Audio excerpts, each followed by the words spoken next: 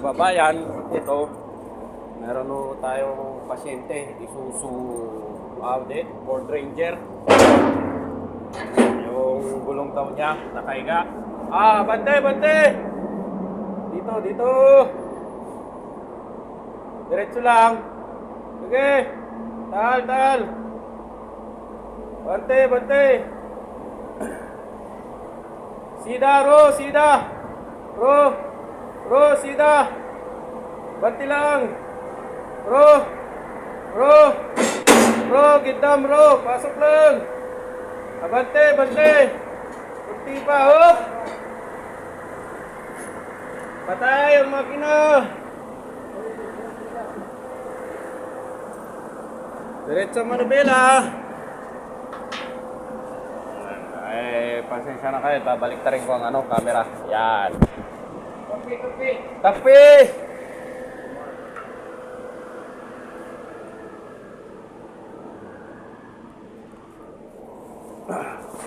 Ang problema niya ay ang gulong. Nakahiga. Kailangan ayusin. Uy! Mudir, tal! Kailangan kausapin natin yung may-ari para makita natin kung anong problema.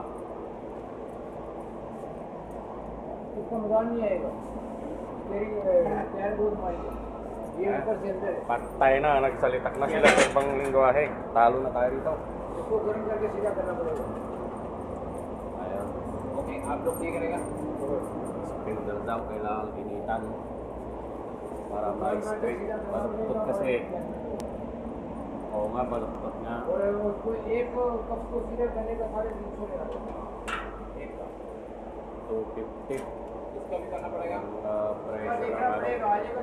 Isang piraso lang na spindle iinitin para ma-diretso ang gulong.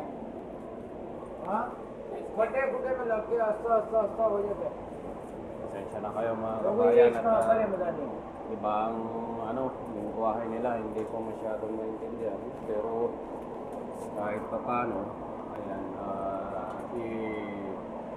sa abot ng matataya ko i-explain ko na lang sa inyo. Tapos na yung alignment niya, adjuster niya, kaya hindi na siya pwedeng may-align, kundi kailangan painitin para may straight.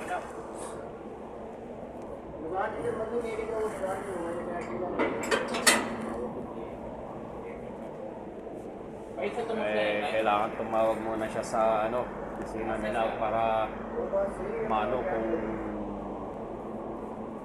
kung hindi niya madesisyonan. Kaya yun,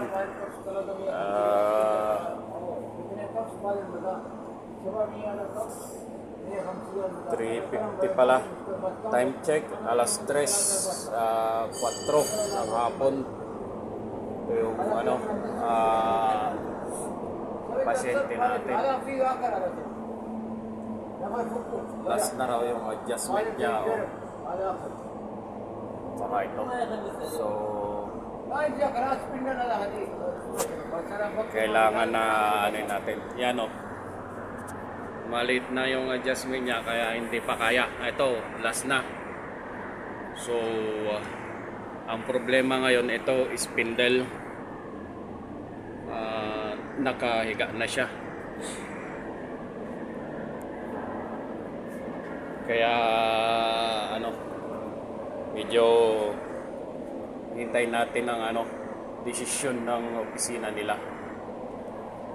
So mga kabayan, ayun, update ko na lang po kayo pagka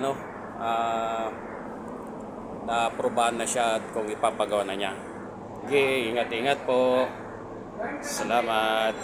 At shout out po sa lahat ng mga pamilya ko diyan, saka sa aking mag-ina at sa opisina ng Al-Udib. Saludo ako sa inyo. God bless us all.